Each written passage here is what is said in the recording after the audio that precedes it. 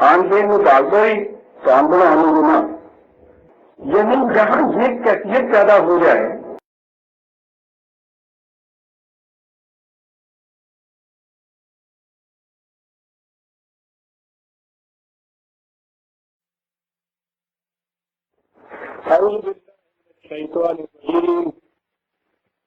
بسم اللہ الرحمن الرحیم۔ عزیزان من، آج جون 1970 کی 14 تاریخ ہے۔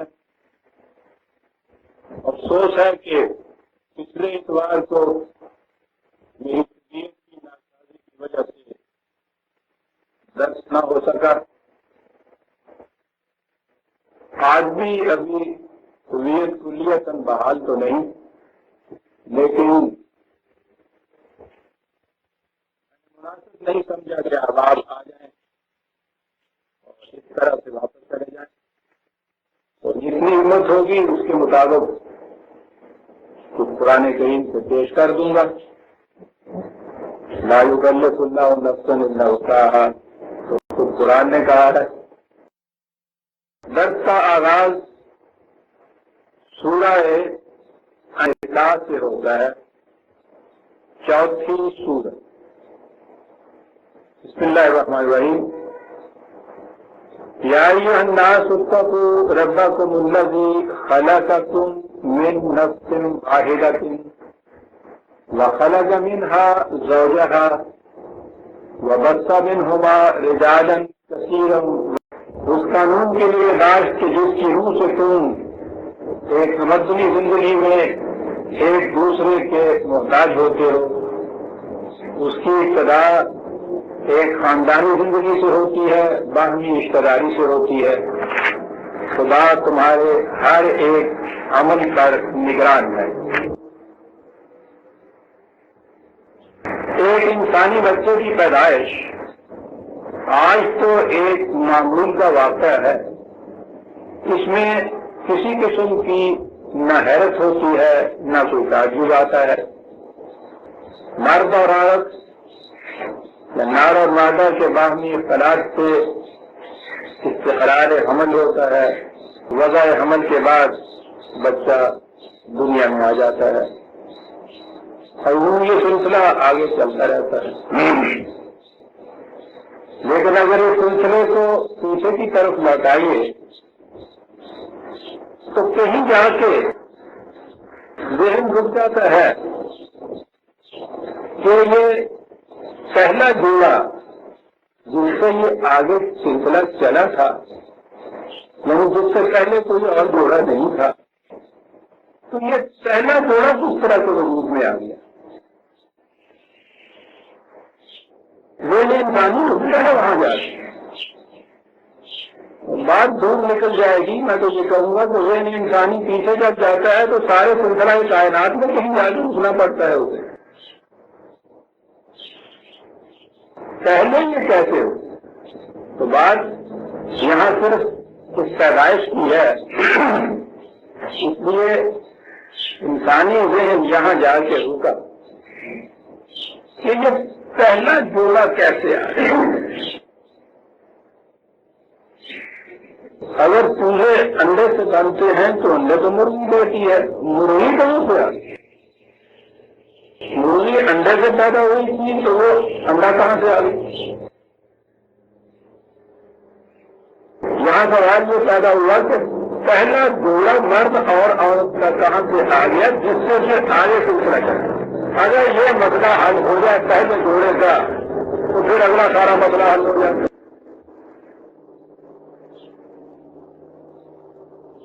خدا کی طرف سے جو علم دیا گیا وہ تو ہمارے سامنے اب آتا ہے۔ یہ علم پہلی بار قرآن کریم میں ہی نہیں آیا، تمام انبیاء کرام کی ولادت سے یہ آتا رہا، لیکن دقت ہمارے آج تو یہ ہے کہ انبیاء سلف میں سے کسی کی بھی کوئی آسمانی کتاب اپنی اصلی شکل میں ہے نہیں، اس میں انسانی ذہن کی آمیزش ہو چکی ہے۔ قرآن اس کے لیے انبیاء کرام جن کا ذکر قرآن کریم میں آتا ہے، ان کی 7 کتابوں کے مجموعے کا نام تورات رکھا جاتا ہے، جسے اہدنامہ عتیق کہتے ہیں، اولڈ ٹیسٹمنٹ کہتے ہیں۔ بائبل کا پہلا مجموعہ وہی ہے، یہودیوں کی کتاب مقدس بھی وہی ہے، یعنی یہ مجموعہ ہے کتابوں کا، عیسائی اس کو مانتے ہیں۔ تو اس کی ابتدا کتاب پیدائش سے ہوتی ہے۔ تو انہوں نے جوڑا پیدا کرنے کی بجائے ایک مرد بنایا، یہ تورات میں ہے۔ جیلا میاں نے مٹی منگائی، اس کا ایک پتلا بنایا اور اس پتلے میں روح پھونکی تو وہ مرد بن گیا۔ اب وہ بنانے والے نے اس افسانہ کو نے مرد بنایا تو آگے پھر اس کی دقت پیدا ہوئی کہ یہ تو مجھے جوڑا بنانا چاہیے، اکیلے سے تو کام نہیں چل رہا۔ تو پھر اس نے اس کی پتلی کو کیا، اس میں سے اس کے جوڑے کو عورت کو نکالا، اور جب وہ عورت آ گئی تو اس نے، میں سمجھتا ہوں کہ شکر کا کلمہ ادا کیا ہوگا۔ کام تو مشکل مگر آسان نظر آیا، بن گیا کسی طرح سے، جوڑا بن گیا اور پھر آگے پوچھنا چل پڑا۔ یہ تورات میں تھا، تورات ہی میں یہ رہتا ہمارے لیے تو بہت آسان تھا۔ محرر کتب ہے، یہ خدا کی بتائی ہوئی بات تو ہے نہیں، لیکن انسانی نے ایسا اس زمانے میں سمجھا، اس میں لکھ دیا۔ ہم پر کون سی پابندی یاد ہوتی ہے کہ ہم دو سے صحیح مانیں، لیکن مشکل یہ آ گئی کہ خود قرآن کریم کی بھی جو تفاسیر آگے لکھی ہیں، میں درمیان میں قرآن کو تو الگ رکھتا ہوں، اس کو تم بعد میں آئیں گے۔ قرآن کریم کی جو تفاسیر لکھی گئی اس میں بھی یہی واقعہ درج کر دیا گیا، قرآن کی ان آیات کی تفسیر میں جن میں انسان کی پیدائش کا ذکر ہے۔ بہت اچھا، انہوں نے درج کر دیا۔ ہم یہ کہہ سکتے تھے کہ صاحب ٹھیک ہے، اپنے زمانے میں انہوں نے کچھ ایسا ہی سمجھا ہوگا، ہم پھر اس کی کیا پابندی آتی ہے کہ ہم بھی وہی کچھ سمجھیں، لیکن اس کے لیے ہمارے راستے میں 2 دیواریں کھڑی کر دی ہیں۔ ایک تو یہ کہ انہوں نے جو کچھ لکھا تو یہ نہیں کہا کہ ہم ایسا سمجھتے ہیں، اور یہ ہے وہ بنیاد جہاں کہ ہمارا جو مروجہ اسلام ہے وہ بھی اسی سطح کے اوپر آ کے کھڑا ہو گیا جس سطح پہ وہ تمام ادیان مذاہب تھے جو ذہن انسانی کے تراشیدہ تھے۔ یعنی وہاں خدا کی کتاب نہیں تھی، یہاں خدا کی کتاب موجود ہونے کے باوجود یہ دین وہ لوگ بن گیا جو دوسروں کے ہاں چنانچہ آپ کے ہاں یہ جو تفسیر لکھی گئی اس کے لیے کہا گیا کہ رسول اللہ صلی اللہ علیہ وسلم نے ایسا فرمایا۔ آپ سوچتے ہیں کہ یہ کتنی بڑی پابندی عائد ہو گئی۔ اب اگر اسے تسلیم کر دیا جائے کہ یہ حضور کا فرمان ہے تو بہرحال ایک مسلمان کے تو اس کے سامنے سر جھک جائے گا، دل کی گہرائیوں میں اس کے خلاف کوئی خیال نہیں گزر سکتا کہ حضور کا سینہ منحصرہ محبت وحی، سب سے پہلے وحی حضور پہ نازل ہوئی، آپ نے اس وحی کی یہ تشریح فرما دی۔ کس مسلمان میں ضرورت ہو سکتی ہے کہ یہ کہے کہ صاحب یہ تشریح صحیح نہیں ہو سکتی، معاذ اللہ معاذ اللہ۔ لیکن ہوا ہمارے ساتھ یہ کہ رسول اللہ صلی اللہ علیہ وسلم کا کوئی ارشاد اپنے الفاظ کے اندر اسی طرح سے حضور نے امت کو دیا ہی نہیں ہے۔ یہ روایات جنہیں آپ کہتے ہیں، جیسا کہ کئی دفعہ اس مجلس میں اس پہ ذکر آ چکا، 200-300 سال کے بعد، 250 سال کے بعد تو پہلا مجموعہ بخاری شریف کا مرتب ہوا بغیر کسی قسم کے پہلے ریٹن ریکارڈ کے، تاریخ میں کچھ نہیں تھا، زبانی روایتیں چلی آ رہی ہیں۔ اب ان روایتوں میں آپ دیکھتے ہیں 250 سال کے عرصے میں یہ مختلف مذاہب کے لوگ اس میں مسلمان ہو چکے تھے، عیسائی بھی، یہودی بھی، ایرانی بھی، مجوسی بھی، وہ سب آ گئے ہوتے سال، پتہ نہیں کہاں سے پھر یہ افسانے نکلے، کس نے بنایا۔ سازش یہ کی گئی کہ جس نے بھی کوئی افسانہ تراشا، کالا رسول اللہ پہلے لکھا اور کما کالا رسول اللہ آخر میں کہا، اور وہ آپ کے ہاں حدیث رسول بن گئے، دشواری پیدا ہو گئی۔ مفسرین نے اپنے میں جو کچھ یہ لکھا، یہ کیا لکھا کہ حضور نے یہ فرمایا، فلاں روایت میں یہ آیا، فلاں حدیث میں یہ لکھا ہوا ہے، گردنیں جھک گئی۔ اس سے بھی آگے ایک اور خیال آیا، جہاں کہیں ایسی بات تھی کہ خود انہوں نے کچھ لکھا، اس کے متعلق آپ کے ہاں یہ عقیدہ وضع کیا گیا کہ جو کچھ اسلاف کہہ گئے ہیں اس سے ہم 1 انچ ادھر ادھر نہیں ہٹ سکتے، اسی کی کا بندی لازم ہے ہمارے اوپر۔ انہوں نے قرآن کو خوب سمجھا، سوچا، حدیث ان کے سامنے تھی، رسول اللہ کے دور سے ہم سے زیادہ قریب تھے، اس لیے انہوں نے جو کچھ کہا ہے اس کے بعد ہم کچھ سوچ فکر نہیں کر سکتے۔ میرے ایک دوست نے اگلے دنوں بڑی دلچسپ بات کی، کسی ایسے ہی صاحب سے وہ بات کر رہے تھے تو انہوں نے کہا کہ قرآن کریم کے اندر کچھ غور و فکر کرنا چاہیے۔ انہوں نے کہا کہ صاحب غور و فکر وہ اسلاف جو تھے متقدمین وہ غور و فکر کر چکے ہیں، انہوں نے کیا ہے، ہم نہیں اب کریں۔ انہوں نے کہا کہ قرآن میں قدم قدم پہ ہمیں کہا گیا ہے کہ غور کرو، فکر کرو، تعقل کرو، تدبر کرو، شروع سے کام لو۔ انہوں نے کہا کہ یہ ان کے لیے تھا۔ انہوں نے کہا کہ اچھا یہ نماز کرو، روزہ رکھو، حج لو، زکات لو، یہ تو ہمارے لیے، اور غور کرو، فکر کرو، تدبر کرو تو ان کو بھی۔ میں نے کہا ٹھیک، خان پین میں بھاگ گئی تو ہم بڑا ہمیں گنا، یعنی جہاں یہ کیفیت پیدا ہو جائے کہ یہ قرآن کے احکام اور فکر تدبر تعقل شعور جو تھا یہ ان کے لیے تھے، ہمارے لیے یہ ہے ہی نہیں، غلط ہے انسان میں۔ قرآن قیامت تک کے لیے، ہر انسان کے لیے یہ دعوت غور و فکر دیتا ہے، اور جو غور و فکر سے کام نہیں لیتے ان کے مطابق کہتا ہے کہ ذرانہ دے جہنم کثیرا من الرجال، جہنم میں جانے والے انسان ہیں۔ آخرت کا جہنم تو جا کے دیکھیں گے، یہاں کی جہنم تو ہمارے سامنے ہے نا، کہ جو قوم 1000 برس سے غور و فکر چھوڑ دے کس قسم کے جہنم میں مبتلا ہوتی ہے وہ تو ہمارے سامنے ہے۔ میں نے عرض کیا ہے کہ 2 باتیں ہمارے راستے میں حائل ہو گئی۔ ایک تو انہوں نے جو کچھ لکھا اس کے مطابق کہہ دیا کہ رسول اللہ صلی اللہ علیہ وسلم نے ایسا فرمایا، گردنیں جھک جاتی ہیں اس کے بعد۔ اور پھر یہ کہ اسلاف نے اگر اپنی طرف سے بھی کچھ لکھا ہے ہم ان کے خلاف کچھ نہیں کہتے۔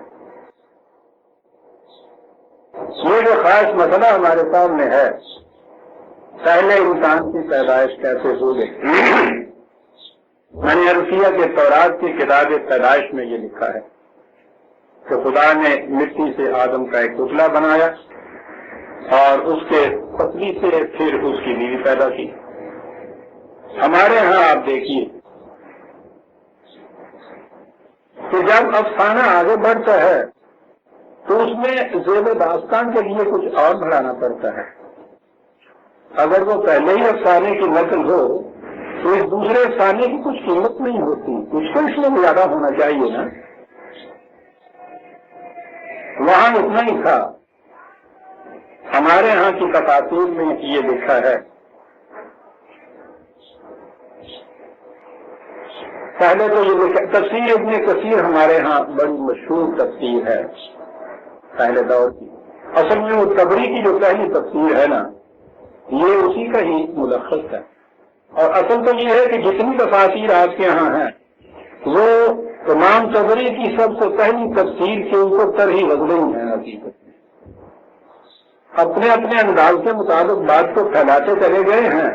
کہا سب نے وہی پوچھا کہ وہ کہہ گئے، اور انہوں نے انتظام یہ کیا ہے کہ جو کچھ کہا ہے اس کے لیے کہا ہے کہ رسول اللہ نے ایسا فرمایا.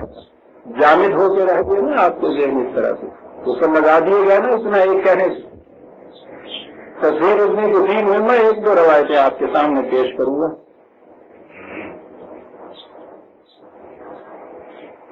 پہلے تو اس میں لکھا ہے کہ فرشتے بدھ کے دن پیدا ہوئے، جنات جمعرات کے دن، آدم جمعے کے.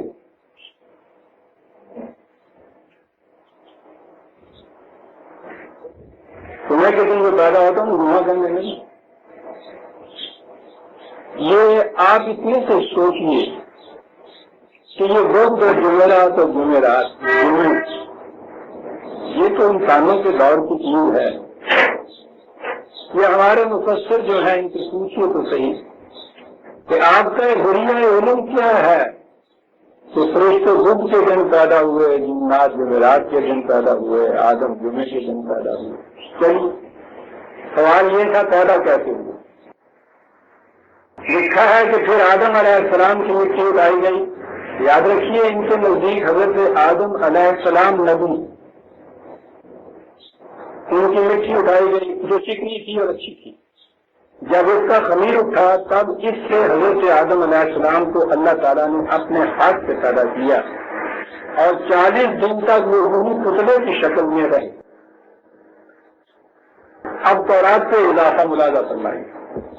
ابلیس آتا تھا اور اس کا لات مار کر دیکھتا تھا کہ وہ بجتی مٹی تھی جیسے کوئی کھوکھلی چیز ہو. لات مار کے دیکھتا، پھر اس نے دیکھ لیا کہ کھوکھلی ہے اندر سے. پھر منہ کے سوراخ سے گھس کر پیچھے کے سوراخ سے نکل جاتا تھا اور اسی طرح سے وہ آتا جاتا تھا. پھر جب اللہ نے ان میں روح پھونکی اور وہ سر کی طرف سے نیچے کی طرف آئی تو جہاں جہاں تک پہنچتی رہی خون گوشت بنتا گیا. جب ناک تک روح پہنچی تو وہ اپنے جسم کو دیکھ کر خوش ہوئے اور جھٹ سے اٹھنا چاہا، لیکن نیچے کے دھڑ میں روح نہیں پہنچی تھی اس لیے اٹھ نہ سکا. جب سارے جسم میں روح پہنچ گئی اور چھینک آئی تو کہا الحمدللہ رب العالمین. اللہ تعالیٰ نے جواب میں کہا یرحمک اللہ. یہ تفصیل ہے آج کی، اور ہمارے لیے دقت یہ کہ یہ کہا یہ جاتا ہے کہ رسول اللہ صلی اللہ علیہ وسلم نے ایسا فرمایا. پھر اس کے بعد ان کی بیوی کا پیدا کرنا ہے. آپ تنہا تھے، یہ بھی تفسیر ہے. ایک دن آپ پر نیند کا غلبہ ہوا تو آپ کی بائیں پسلی سے حضرت حوا کو پیدا کیا. جاگ کر انہیں دیکھا تو پوچھا کہ تم کون ہو؟ انہوں نے کہا کہ میں ایک عورت ہوں اور آپ کے ساتھ رہنے اور تسکین کا سبب بننے کے لیے پیدا کی گئی. چلیے صاحب، قرآن نے تو یہاں تک کہنے کے بعد مسئلہ چھوڑ دیا، سلسلہ آگے چلے گا. لیکن ہمارے ہاں ایک شریعت کا مسئلہ سامنے آ گیا تو ان کا نکاح بھی تو ہونا چاہیے. یعنی اگر جو بغیر نکاح کے آگے سلسلہ چلے تو ہمارے آپ کو نہیں چلنا چاہیے.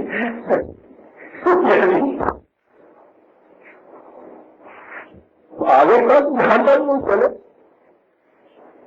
جو عیسائیت نے پہلا گناہ کہا تھا آدم حوا کا، وہ آدم چوک کا نتیجہ تھا. تمہوں نے کہا کہ نہیں تھا. ہم تو اپنے ایسی چوک نہیں رہنے دیں گے. اس کا خیال کچھ بات میں پیدا ہوا. یہ ہمارے ہاں مولانا احتشام الحق صاحب ہے نا، وہ مشہور ہے نکاح خاں.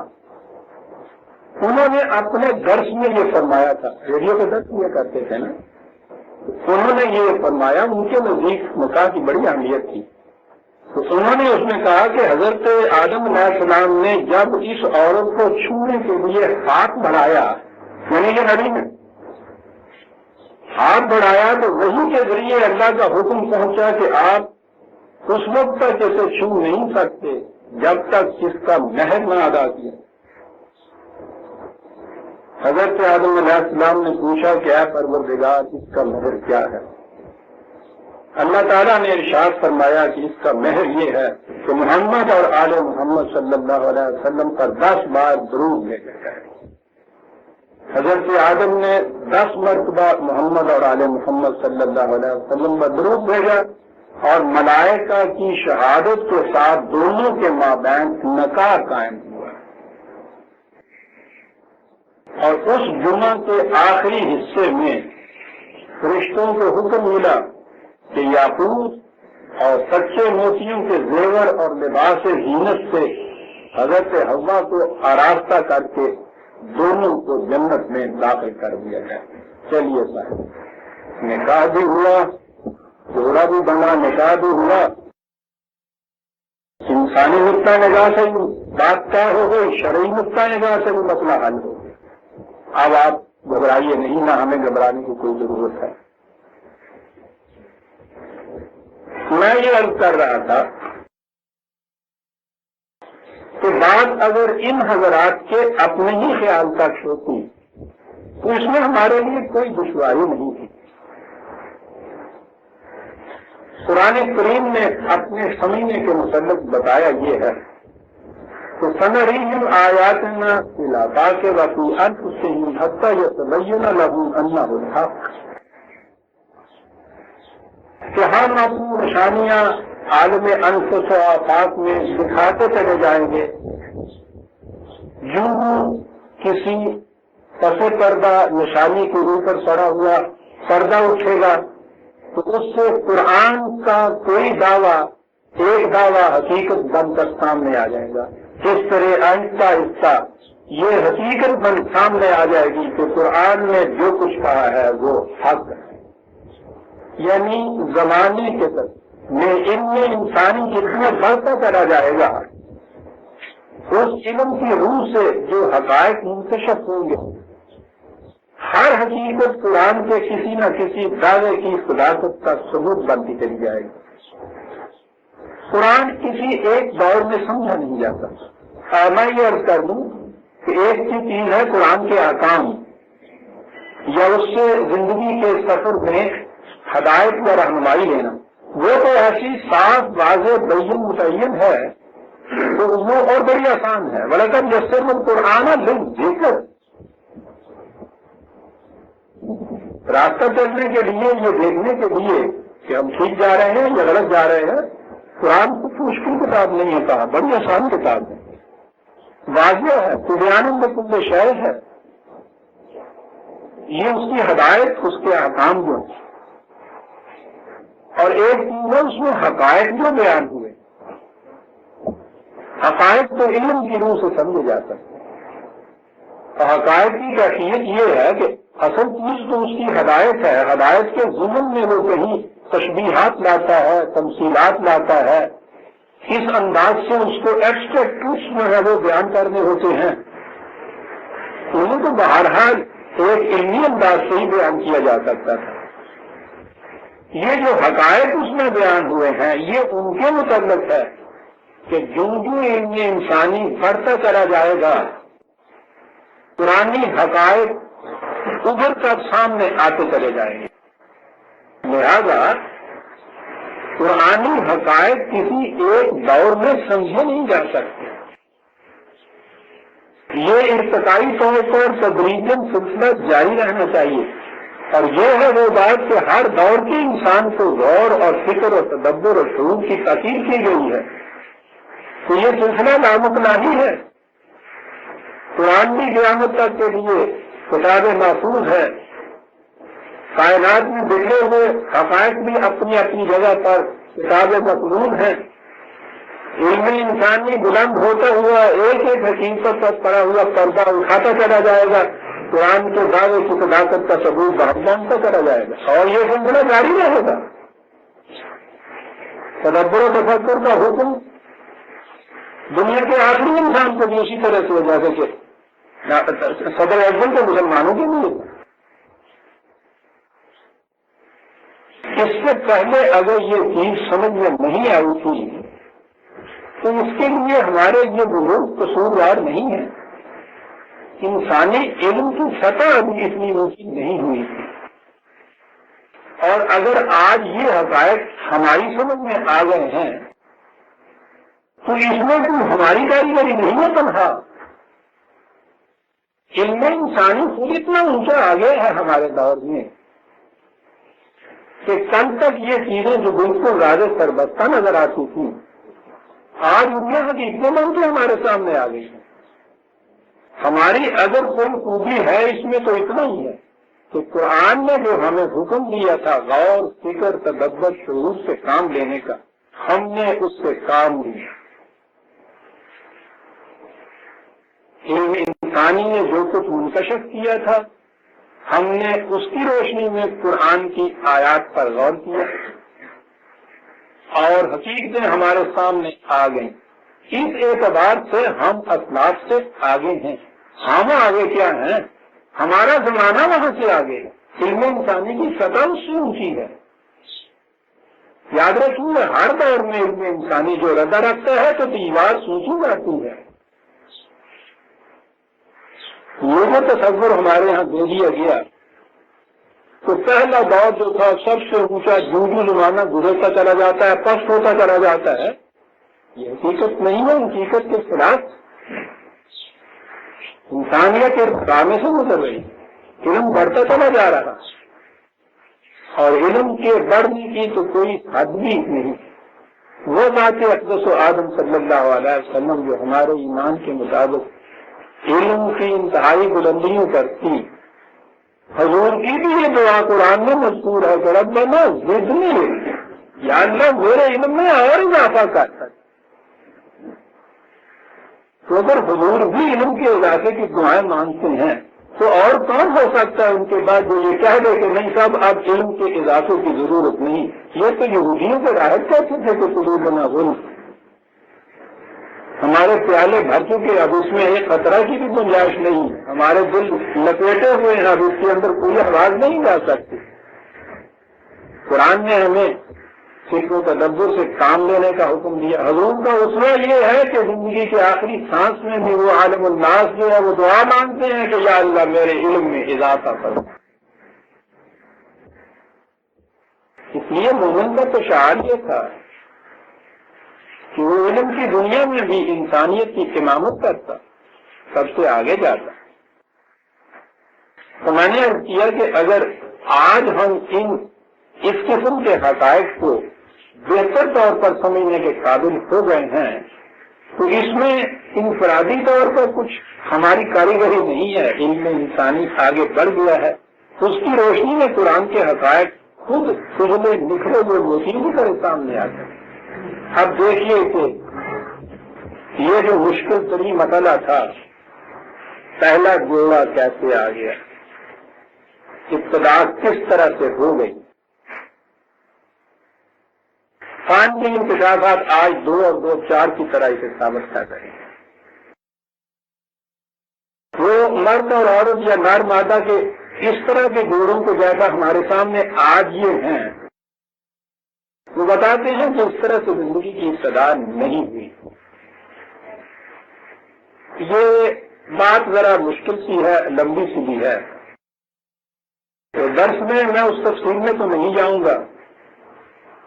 ملخص اس کا جو ہے جو اس وقت تک ہمارے ہاں سائنس نے ایک حقیقت ثابتہ کی طرح جو سامنے ہمارے لے آئی ہے وہ یہ کسی کرۂ ارض پر ان آرگینک میٹر تھا، یعنی وہ مادہ کہ جس میں زندگی نہیں ہوتی. وہ مٹی کہا کہ زندگی نہیں تھی. پھر پانی کے چھینکے سے زندگی کی نمود ہوتی ہے. پانی جب مٹی کے ساتھ ملتا ہے اور اس میں حرارت پہنچتی ہے تو وہ پوٹریفائی ہوتا ہے، خمیر اٹھتا ہے جیسے ہم کہتے ہیں نا، سڑان جسے عام طور پہ ہم کہتے ہیں. یہ جوہروں کے کنارے پہ پانی جمع ہو جائے تو اس کے بعد آپ دیکھتے ہیں کنارے کے اوپر وہ کیچڑ सूखता भी है, बसात भी उसमें आती है। ये जो उसे आप कहते हैं ना कि उसमें से बसात आती है, ये उसमें एक क्वेश्चन होती है, इससे उसके अंदर इतने बारीक जो सूरज उनको कहते हैं, सेल कहते हैं उनको, वो उभर आते हैं। मिट्टी का खुलासा, यानी उसमें मिट्टी में से कुछ वो साल्ट या इस किस्म की चीजें खींच कर पानी की नमी उसमें मिलती है, सूरज की हरारत से वो आगे बढ़ती है। और पहला लाइफ सेल उसे कहा गया है, एक ऐसा जरसूमा सामने आता है जिसमें जिंदगी होती है। ये खुदा की तकनीक का प्रोग्राम है कि उसने ऐसा बनाया। पहला जरसूमा जिंदगी या लाइफ सेल जो है वो ये है। आज भी वो इस तरह से मिट्टी और पानी के इम्तजाज से थोड़ी सी हरारत वहां पहुंचा के उसके अंदर से ये जरसूमे आपको दिखा सकते हैं माइक्रोस्कोप के लिए। न मिट्टी अलग चल रही होती है, न पहले उस कीचड़ में कोई चीज होती है, लेकिन उसके बाद अगर के अंदर बिल्कुल कर देता दिन तो जरा बड़े हो जाते हैं वो तो हमारे आपके सामने भी आ जाते हैं। ये जो फल सड़ जाते हैं उसमें आप देखते हैं, गोश्त सड़ जाता है उसमें आप देखते हैं, तो वो बड़ी मोटी हैत उनकी होती है जो हमारे यूं आंखों के सामने आ जाती हैं, नेकेड आई के सामने। वो जरसूम में बड़ी ही बारीक हो, हमारा सारा जिस्म जरसूमों से बना हुआ हो। और ये ऐसा अजीब सिलसिला है, कभी इर्तिका के ऊपर मैं आऊंगा कुरान से आपको बताऊंगा, एक ही आयत सामने लाता है कि ये जो सिलसिला हमारे यहाँ है ये मुकम्मल यूं हम बन नहीं गए हुए। हर सांस में हम मरते हैं, हर सांस में हम बनते हैं। एक सेकंड में करीब 50 लाख जरसूमा हमारे अंदर तड़फ होता है, एक सेकंड में 50 लाख के करीब, और उसकी जगह नया जरसूमा बनता है। ये लाइफ सेल जो है इनकी इब्तदा इस तरह से होती, वो सेल पेरी होता है, उसके अपने अंदर अभी इसकी सलाहियत नहीं होती कि वो अपने जैसा और सेल पैदा करे। ये वाहिद होता है, यूनिलैटरल होता है, अपनी रात के अंदर वो एक जामिया चीज होती है, लेकिन उसमें अभी आगे कुछ पैदा करने की सलाहियत नहीं होती। उसके बाद वो कुछ अरसा और हरारत वगैरह से या और ज्यादा गजा देता है, जोश नूर से थक जाता है, उसके खुद दो हिस्से हो जाते हैं। उनको सिस्टर सेल्स भी कहती हैं या डॉटर सेल्स भी कहते हैं। वो सिस्टर सेल जो है दो हिस्सों के अंदर वो खुद ब खुद फट के दो हिस्सों में तकसीम होता है। उनमें से एक हिस्से को आप ये कहिए कि वो मुज़क्कर होता है, दूसरा हिस्सा मजनूस होता है, एक नर होता है एक मादा होता है। यूं कहिए कोई नहीं कह सका आज तक कि वो पहला सेल जिसके अपने अंदर तो मुख्तलिफ किस्म की खसूसियात नहीं नजर आती थी, खुद ही जोश नमूद से जब बढ़ता है तो दो हिस्सों में जब बढ़ता है तो उन दोनों में अलग अलग खसूसियात पैदा होती हैं। लीजिए, जिंदगी को आगे बढ़ाने के लिए पहला जोड़ा वजूद में आ गया और इससे आगे बढ़ना शुरू। वो जो मिट्टी और पानी की इम्तजाज है वो सेल तो बनते चले जाते, लेकिन वो वाहिद होता है, एक होता है, उसके अंदर दो की खसूसियत नहीं होती। फटता है, उसके अंदर जोड़ा बनता है। इस जोड़ों से फिर आगे बात चलती है। जिंदगी जरसूमों से शुरू हुई, मुख्तलिफ इर्तिकाई मदारज तय करती हुई, कुरान के अल्फाज में एक एक दौर जो 50-50 हजार साल का भी था, आगे बढ़ती गई, कहकर बदलती गई। पानियों में पहले इब्तदा हुई मछली वगैरह की शक्ल में, ان میں سے پانی نے کوئی لہر کے ساتھ بہا کے خشکی کے اوپر ان کو پھینکا، پانی پیچھے ہٹ گیا۔ انہوں نے اپنا نیا جو انوائرمنٹ تھا، ماحول تھا، اس میں زندہ رہنے کے لیے تو وہ دو کی، کچھ پر بھی رہے، کچھ رینگنا پیدا ہو گیا، کچھ پاؤں پیدا ہوئے، زمین پہ رینگنے والے پیدا ہوئے، کچھ اڑنے والے ہوئے، کچھ چلنے والے ہوئے۔ یہ سارے قرآن کی آیتوں کا ترجمہ کیے جا رہا ہوں میں عزیزان میں۔ پھر آگے بڑا سلسلہ توالد کا جسے آپ کہتے ہیں، استقرار حمل جسے کہتے ہیں، میملز کہتے ہیں، دودھ پلانے والے، کیونکہ ہاں یہ سلسلہ جاری ہوا، قرآن کے الفاظ ہیں۔ اور پھر اس طرح سے جب یہ سلسلہ نر و مادہ حیوانات میں آیا، اگلی بڑھتی ہوئی شکل جو تھی پیکرے انسانی میں جلوہ گر ہو گئی، اور یہ سلسلہ پھر آگے جاری ہے۔ سائنس کے انکشافات اس حد تک آپ پہنچے، یہ چیزیں اب ان کے ہاں نظری نہیں رہ گئی، ٹھوس حقائق بن گئی، اور حق تو کہتے ہی اس کو جو ہیں تو جو محسوس طور پر سامنے آ جائے ایک حقیقت بنتا ہے۔ یہ چیزیں حق بن گئی، دیکھی جا سکتی ہیں، دکھائی جا سکتی ہیں، تو یوں ہو رہا ہے، اور پھر اس کے بعد ان کی تحقیقات کا سلسلہ جاری ہے۔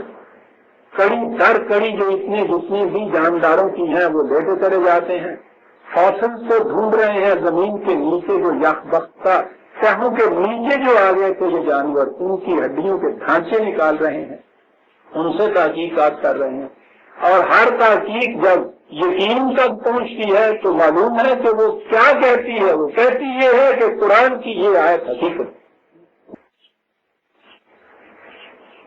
میں نے عزیزان من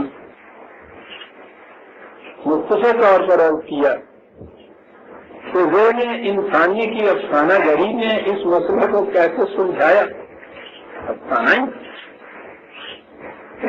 سائنس کی انکشافات ہمیں کہاں تک لے آئی۔ قرآن نے کہا تھا کہ مجھے سمجھنا ہو، میرے حقائق کو سمجھنا ہو تو انفس و آفاق میں بکھی ہوئی نشانیوں کے غور کرو۔ انہوں نے آفاق میں بکھی ہوئی نشانیوں پر غور کیا، تدبر کیا، تحقیق کیا، تجسس کی، انکشافات کیے، اس نتیجے پہ پہنچے۔ اس نے کہا تھا کہ جب بھی کوئی حقیقت تمہارے سامنے آئے گی تو وہ میرے بیان کردہ دعوے کی تصدیق کرے گی۔ سائنس نے ہم سے کہا کہ زندگی کی ابتدا ان آرگینک میٹر سے ہوئی، اس مادے سے جس کے اندر زندگی نہیں تھی، مٹی جسے کہا گیا۔ قرآن نے کہا کہ بدأ خلق الانسان من طین، انسانی پیدائش کی ابتدا مٹی سے 32/7 32/7 اور فرماتے جائیے آفاق کی نشانیاں جب بے نقاب ہو کر سامنے آتی چلی جائیں تو وہ کس طرح قرآن کے دعوے کی صداقت کی ثبوت بنتی چلی جاتی ہے۔ یہاں سے ابتدا ہوتی ہے آپ کے ہاں تھیوری آف ایولیوشن کی کہ زندگی کیسے ہوئی، اس پیکر میں کیسے آئی۔ پہلا سینٹنس یہ ہوتا ہے کہ ان آرگینک میٹر کے اندر تو یہ بات نہیں تھی، لیکن ابتدا اس کی جو ہے ان آرگینک میٹر سے ہوئی۔ قرآن کہتا ہے بدأ خلق الانسان من طین، مٹی سے ہوئی۔ اب مٹی جو ہے خشک مٹی رہتی ہے تو اس کا تو پتلا بنایا جاتا۔ وہ ذہن انسانی نے جب وہ عہد تقویت میں تھا تو مٹی کا پتلا بنایا، وہ کہتا نہیں، پتلے والی بات نہیں۔ وَلَقَدْ خَلَقْنَا الْإِنسَانَ مِنْ سُلَالَةٍ مِنْ طِينٍ 23/12 مٹی کا نہیں پتلا بنایا۔ مٹی کے اندر زندگی پیدا کرنے والی چیزوں کا جو نچوڑ تھا نا، اس سے ابتدا تھی۔ کیا بات ہے قرآن!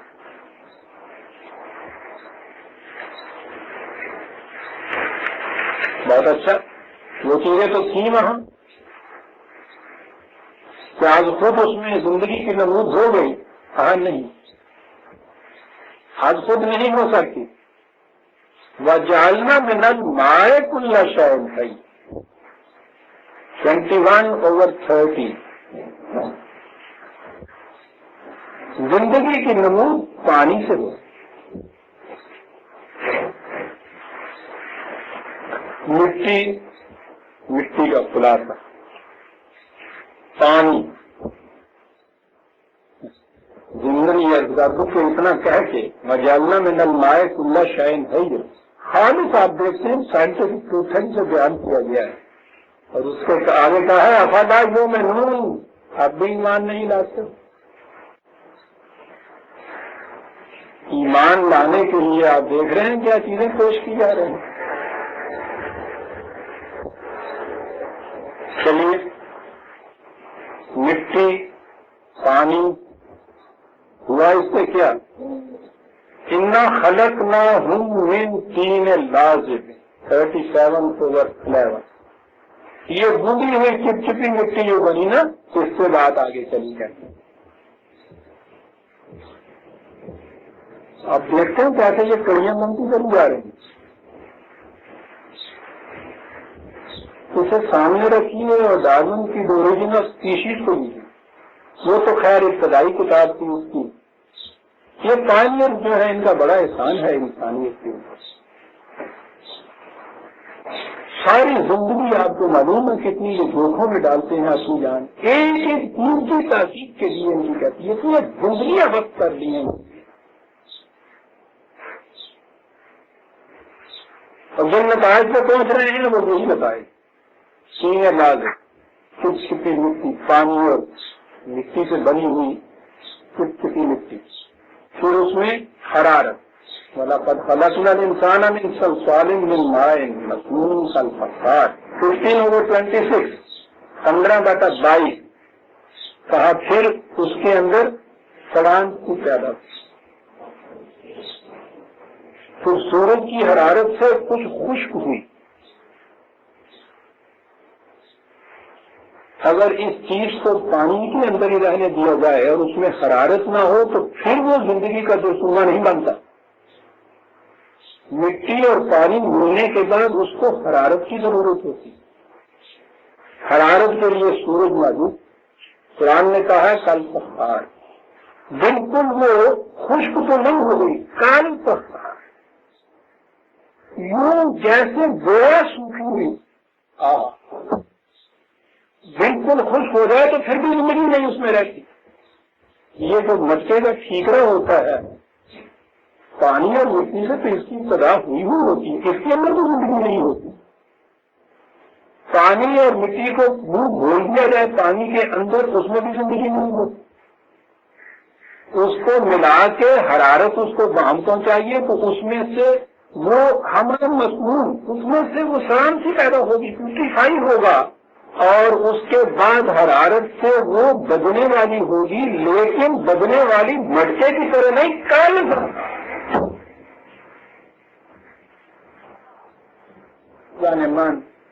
ان چیزوں کی بات تو وہ یورپ کے سائنٹسٹ ہے.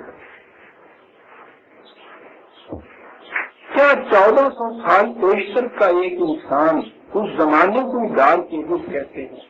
پھر اس میں عرب کی سرزمین جہاں علم کی روشنی نہیں گئی، اس کے اندر ایک انسان جس نے 40 سال تک لکھنا پڑھنا بھی نہیں سیکھا، وہ زندگی کی ابتدا کی کڑیاں بیان کر رہا ہے، اور جہاں آ کے یہ کہنا چاہتا ہے کہ اس میں حرارت کی وجہ سے اس میں کچھ سوکھا ہے. وہ سوکھنے والی چیز میں فرق پیدا کرتا ہے. اس قسم کی سوکھی ہوئی چیز جیسے کہ جو مٹکے کی تو چٹنی ہوتی ہے، اور اس قسم کی سوکھی ہوئی چیز کے جو سوکھی ہوئی تو ہوتی ہے لیکن زندگی کی نمود اس میں ہو جاتی ہے. کل تک لیجیے سر، اب یہ جو چیز آئی ہمارے سامنے، پہلا لائف سیل آ گیا. ایک یونٹ دو نہیں ہوئی ابھی ہو. یا الناس اتقوا ربکم الذی خلقکم من نفس واحد. مجھے داعش کرو خدا کی اس کا میٹھی بات تو اس نے یہ کہنی ہے کہ تبدیلی زندگی میں آپس میں گوگل تک تمہیں رہنا ہے یہ کرو، لیکن قرآن ہے وہ بات یہاں سے شروع کرتا ہے۔ وہ کون سے یہاں سے بات شروع کی؟ سائنس کی کتاب تو ہے نہیں، اس نے لانا ہے آپ کو اس حقیقت پر کہ پوری انسانیت ایک عالمگیر برادری ہے، اور اس کو وہ لاتا ہے یہ کہہ کے کہ تمہاری اوریجن بھی تو ایک نفس واحدہ سے ہوئی ہے۔ یہ مختلف شکلیں تم نے اختیار کر لی ہیں، یہ تو ماحول کے اعتبار سے زندگی کا تقاضا ہوا، اوریجن کے اعتبار سے تم سب کا اوریجن جو ہے اب نفس واحدہ کے معنی ہو گئے آپ کے، ایک life cell, that universal life cell, جس میں ابھی دو نہیں وہ ہوئی، ابھی ابتدا تمہاری ہوئی نفس واحدہ، جن کے اوریجن کی کیفیت یہ ہو کہ وہ دو بھی نہ ہوں، ایک جو سومہ حیات سے آگے بات چلے، اس کے بعد وہ کتنی ہی شاخیں کیوں نہ پھیلے۔ اب میں شاخوں کی بات ابھی آپ بتاتا ہوں۔ درخت کی ابتدا ایک ننھے سے بیج سے ہوتی ہے، کتنی شاخیں ٹوٹتی ہیں، کتنے پتے اس میں آتے ہیں، اس سے پھول ہوتے ہیں، مختلف پھل ہوتے ہیں، کیا یہ وحدت نہیں ہوتی؟ اس میں کوئی اشتراک ہوتا ہے درخت میں؟ جڑ اگر نیچے سے غذا لیتی ہے تو وہ آخری پتی تک نہیں پہنچاتی، پتی اگر ہوا سے غذا کو کھینچتی ہے تو ایک ایک تو نہیں لیتی۔ کیا جو ایک پتا سوکھ کر درخت سے گر جاتا ہے تو اس کی ذمہ دار وہی ٹہنی ہوتی ہے جس کے ساتھ وہ لگا ہوا تھا؟ سارا درخت مجرم ہوتا ہے۔ قرآن نے یہ کہنا تھا کہ انسانیت ایک عالمگیر برادری ہے، برادری کی کے لیے بنیاد یہ ہے کہ اس کی بنیاد اصل وجہ اوریجن جو ہے درخت کے ایک بیج کی طرح ایک لائف سیل سے ہوا ہے۔ خلق کم من نفس واحد، یہاں کم دیکھیے، یہ نہیں کہا ہے کہ کوئی ایک پتلا ہم نے بنا دیا تھا، خلق کم الناس پہلے کہا ہے، یا ایھا الناس، پوری انسانیت سے کہہ رہا ہے۔ تو ابھی وہ تمیز دو کی نہیں ہوئی، تیز ہونے کی تمیز نہیں ہوئی ابھی۔ وَخَلَقَ مِنْهَا زَوْجَهَا، وہی لائف سیل جو ہے وہی تمہارے ہاں پھر پیڑ بن گیا۔ ہمارے ہاں تو زوج صرف بیوی کو کہتے ہیں نا، بیوی اس کا ترجمہ کیا، نفس واحدہ ہوئے بابا آدم، زوج ہوئی ان کی بیوی، تو اس سے بیوی بنائی تھی۔ قرآن نے تو کہا ہے کہ ہم نے کائنات کی ہر شے کی زوج پیدا کی، اور آج سائنس یہ بتا رہی ہے کہ ہر شے کی زوج ہوتی۔ زوج جیسا آپ کو معلوم ہے ان دو حصوں کو کہتے ہیں کہ جن میں سے اگر ایک نہ ہو تو دوسرا ناتمام رہ جائے۔ یہ جو نفس واحدہ تھا، لائف سیل تھا، اس کو جو ہٹ کے دو سسٹر سیل کے اندر جو ڈیولپ ہو گیا، الگ الگ ہوا ہے، ان میں سے ایک ایک سیل جو ہے ناتمام ہے، وہ کچھ بھی نہیں ہے، یعنی وہ تنہا اب پھٹ کے بھی دو نہیں ہو سکتا۔ اب یہ ایک دوسرے کے زوج ہو گئے، کمپلیمنٹری ٹو ایچ ادر، ایک کے ساتھ دوسرا ملے گا تو پھر یہ ایک مکمل شے بنے گی، ویسے نہیں بنتے، زوج اس کو کہتے ہیں۔ وہی اس کا ایک پیر بن گیا، اس میں بیوی نہیں اس کا ترجمہ ہے، ایک جوڑا بنا ہے اس میں سے جو ایک دوسرے کا محتاج ہے۔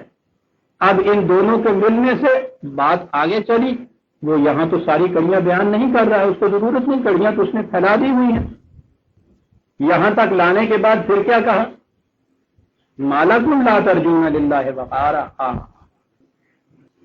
وَقَدْ خَلَقَكُمْ أَطْوَارًا 71/14 71/14 پہلے تو اسے لیے خَلَقَكُمْ أَطْوَارًا، تم پہلے ہی دن کسی پتلے کی شکل میں یوں نہیں کہ آدمی بن گئے تھے، بہت سی گردشیں دے کر، بڑی تبدیلیاں کر کر، بڑے مدارج میں سے گزار کر تمہیں آہستہ آہستہ یہاں تک لائے۔ اتوار طور بطور بدلتے ہوئے، تصورات کہتے ہیں اس کو عربی زبان میں، کہ مختلف مدارج میں سے گزرتے ہوئے کوئی شاید جو آگے بڑھتی ہوئی چلی جائے، اس طرح تمہیں پیدا کیا۔ پھر دیکھیے قرآن، بات یہاں یوں نظر آئی جیسے ایک سائنٹیفک ڈسکوری کو بیان کر رہا ہے کہ تمہیں اس طرح سے مختلف حالات میں سے گزارتے ہوئے آہستہ آہستہ ہم یہاں تک لے آئے. ٹھیک ہے سائنٹسٹ اتنا ہی کہے گا. پتا قرآن کیا کہتا ہے کہ جب ایک جرثومے سے مختلف مدارج میں سے تم گزرتے ہوئے یہاں تک پہنچے ہو تو یوں تم نے کیوں سمجھ لیا کہ اب یہ آخری درجہ آ گیا, اس کا آخری منزل آ گئی اس کی, تمہارے ارتقاء کے بعد اور آگے کچھ نہیں ہے. یہ تم نے کیوں سمجھ لیا؟ مالا تم لا کر جھونا للہ ہے وقارا, تم اور وقار کی توقع کیوں نہیں اس سے کرتے بھی تو ہوگا آگے بڑھنا ہے. تم نے دیکھا سائنٹسٹ اور قرآن میں فرق کیا ہے. اور یہ مالا کم لا کیا انداز بات کرنے کا ہے. تو پھر جب کیفیت یہ ہے کہ جرثومے سے اس پیکر میں آئے, یوں آگے بڑھتے ہوئے تو یہاں پہنچ کے تمہیں کیا ہو گیا ہے؟ خدا سے مزید وقار کی توقع نہیں کر رہے. کیا ہوگا اس کے بعد؟ پستیوں کی طرف جانے کی. لَتَرْكَبُنَّ طَبَقًا عَنْ طَبَقٍ 84/19 84/19 لَتَرْكَبُنَّ رکبہ مرکب گھوڑے کی طرف. رکبہ کے معنی ہوتا ہے بلندیوں کی طرف چلنا بھی اور بلندیوں کی طرف چلے جانا. قرآن نے خدا کے ذی العروج کہا, ذی المعارج کہا, سیڑھیوں والا خدا, ایک ایک درجے سے بلندیوں کی طرف لے جانے والا. لَتَرْكَبُنَّ طَبَقًا عَنْ طَبَقٍ, ایک سٹیج سے دوسری سٹیج کی طرف بلندیوں کی طرف لے گیا. ورڈ وہ استعمال کیا ہے جس کے اندر یہ چیز موجود ہے. لے گیا نہیں, لَتَرْكَبُنَّ چڑھاتا چلا گیا ایک سٹیج سے دوسری سٹیج کی طرف بڑھتے چلے گئے. یہاں پہنچنے کے بعد کیوں سمجھ لیا کہ آخری سٹیج آ گئی؟ انسانیت کی تو یہاں ابتدا ہوئی ہے, حیوانیت کی آخری سٹیج کہہ لو. یہاں سے آگے بڑھنے کے متعلق کیوں تمہارے دل میں تو ولولہ نہیں پیدا ہوتا؟ اور وہ جو میں نے کہا تھا کہ قرآن نے سمجھایا یہ ہے کہ نفس واحدہ وہ ایک ننھا سا بیج ہے جس سے ایک تناور درخت پیدا ہوتا ہے, شاخیں مختلف, پتے الگ الگ, پھول جدا گانا. اصل کے اعتبار سے ایک سوکھتا ہے, سارا درخت سوکھتا ہے, سرسبز و شاداب ہوتا ہے, سارا درخت سرسبز و شاداب ہوتا ہے. کہا واللہ انبتکم من الارض نباتا, خدا نے تمہیں زمین سے یوں پیدا کیا جیسے درخت دیکھتے ہو اپنے سامنے جو پیدا ہوا ہوتا ہے. 71/17 71/17. کس طرح سے یہ سلسلہ یہاں تک پہنچا؟ بڑے خوبصورت الفاظ ہے قرآن. وَالَّذِي أَنشَأَكُم مِّن نَّفْسٍ وَاحِدَةٍ, خدا وہ ہے کہ جس نے تمہیں انشاکم ڈیولپ کرتے ہوئے, نشو و نما دیتے ہوئے ایک اوریجنل لائف سیل سے پیدا کیا. انشاکم نشو و نما دیتے ہوئے, ڈیولپ کرتے ہوئے آگے پہنچایا. طریقہ کیا تھا اس پہنچانے کا؟ فَمُسْتَقَرٌّ وَمُسْتَوْدَعٌ. من کیا کروں قرآن کے الفاظ.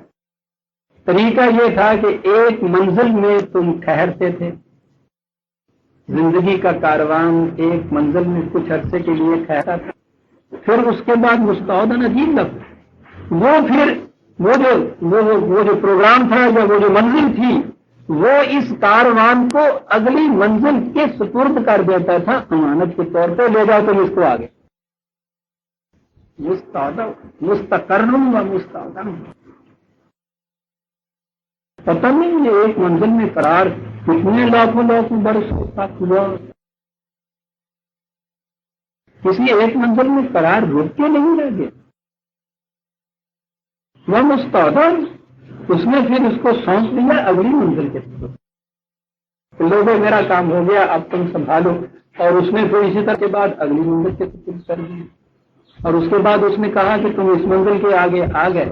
وَلَكُمْ فِي الْأَرْضِ مُسْتَقَرٌّ وَمَتَاعٌ إِلَىٰ حِينٍ, اس عرضی آرام گاہ میں بھی تمہیں ایک وقت معین کے لیے صرف ٹھہرنا ہے.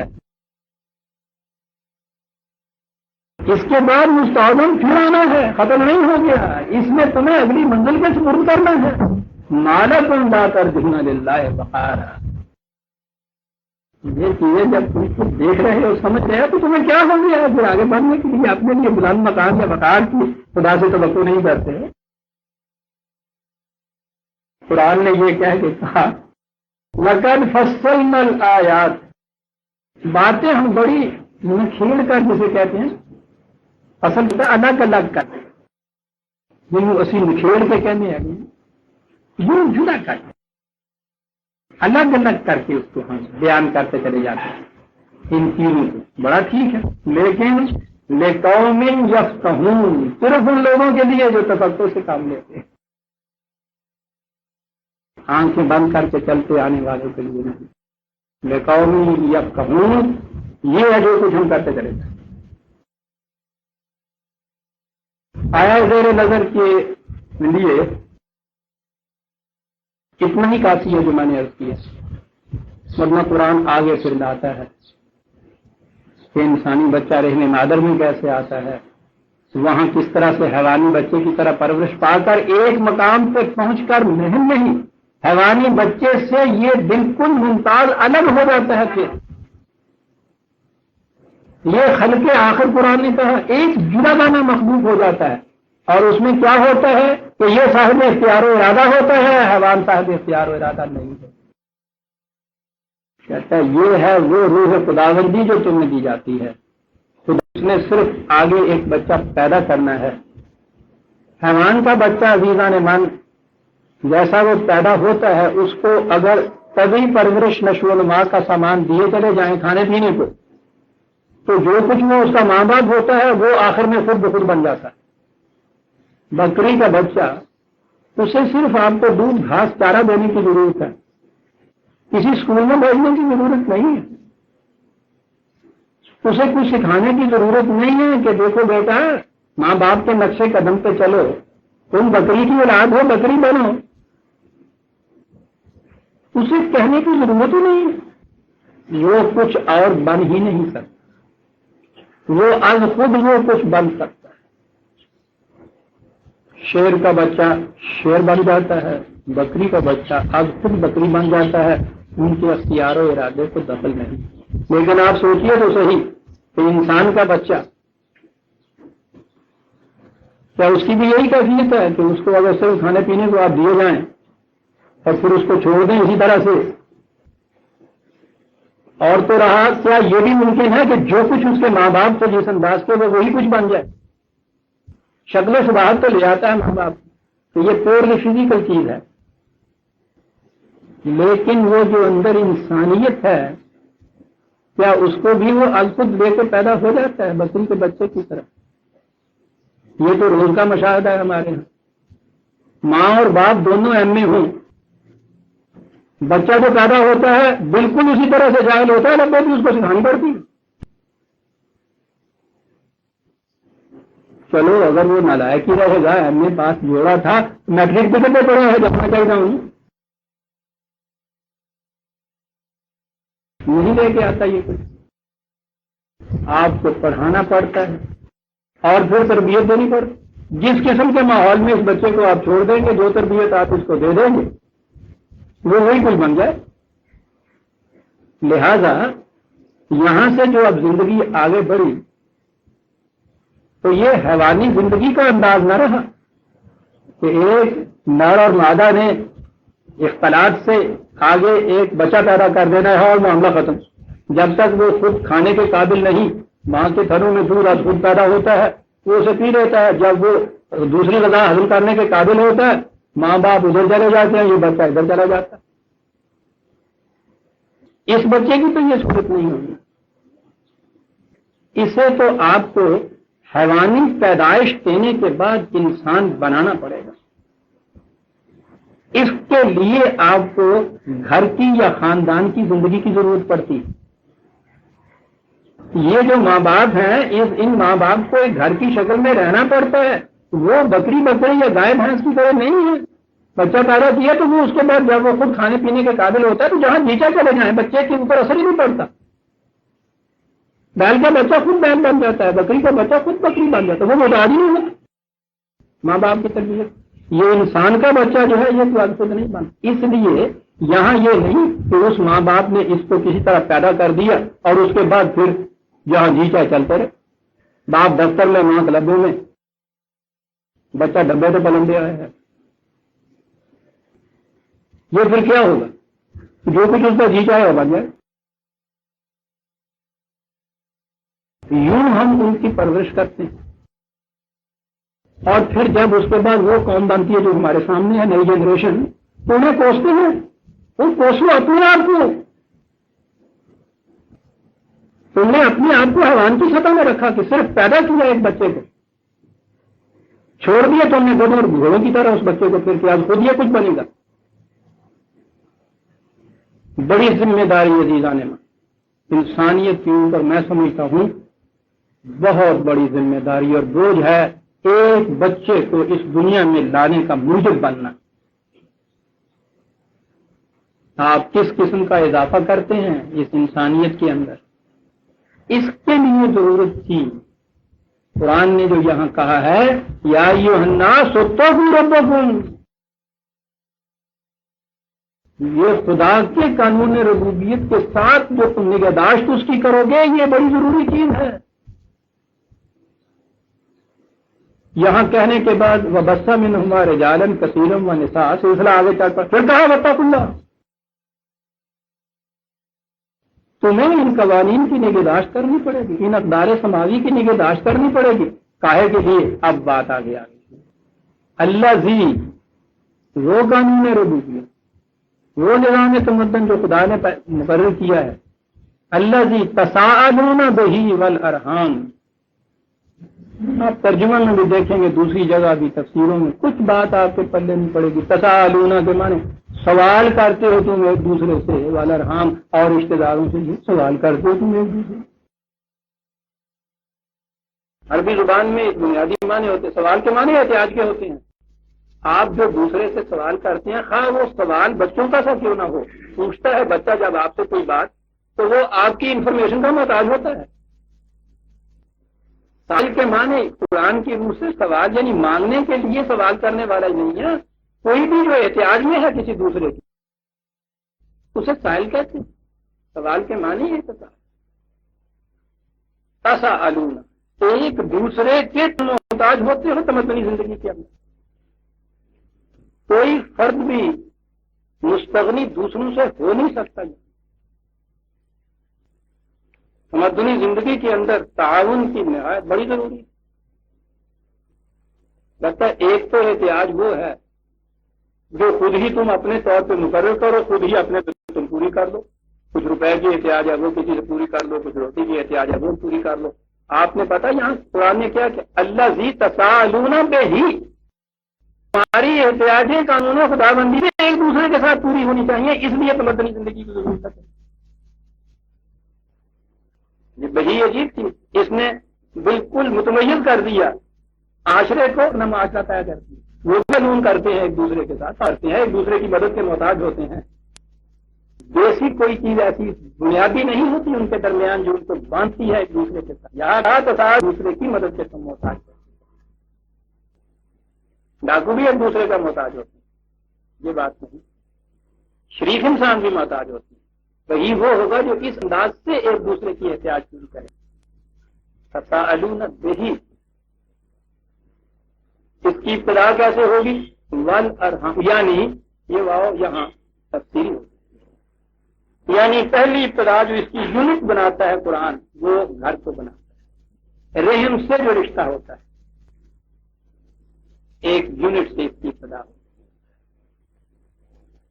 یہاں سے بات شروع کرو، لیکن اس کے یہ معنی نہ سمجھو کہ تمہارا جو یونٹ بنا دیا ہم نے، تمہیں باقی انسانیت کے ساتھ کوئی تعلق نہیں، تمہارا سب کا اوریجن نفس واحدہ سے ہوا، تم ایک درخت کی طرح ہو، نہ لرد نباتن تمہیں ہم نے پیدا کیا ہے۔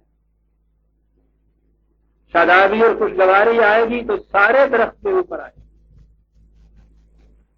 سوکھے گا تو سارا درخت سوکھے گا۔ ایسا نہ کرو کہ چند ٹہنیاں اس کی دوسری ٹہنیوں کا خون چوس کر تو سب کو شاداب رہیں اور وہ سوکھ جائیں، یہ بات نہیں ہوگی۔ ہمارے قانون ربوبیت کے مطابق ایک دوسرے کی احتیاج کو پورا کرو گے، درختوں کی طرح بڑھو پھولو پھلو گے۔ اور یہی وجہ ہے کہ قرآن نے جہاں تشبیہ دی ہے یہاں بھی ہمیشہ کھیتی اور درختوں کی تشبیہ دی، اور جنت کے تو معنی بات ہے، سرسبز و شاداب باغات۔ اس طرح کا معاشرہ بناؤ، ہر حام سے بات یہ شروع کرو، ایک یونٹ چھوٹا تھا، ہر گھر کے اندر جنت کا نقشہ پیدا کرو، اور پھر اس کو کنفائن نہ کرو وہاں تک اپنی چار دیواری تک۔ جس کو تم معاشرہ کہتے ہو ہوتا کیا؟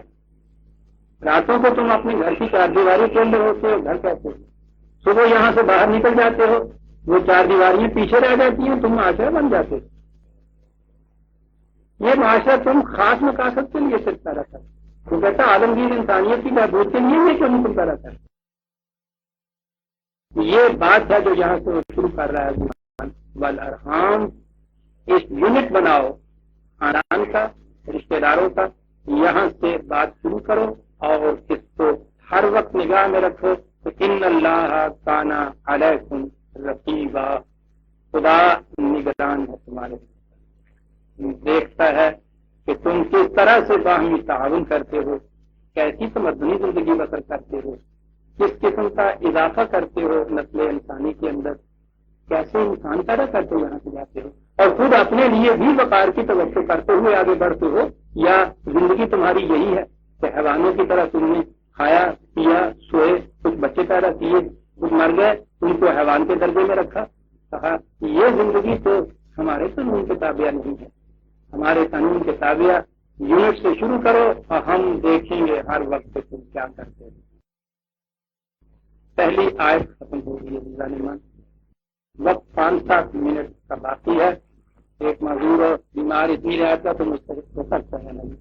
ربنا تقبل منا انک انت السمیع العلیم۔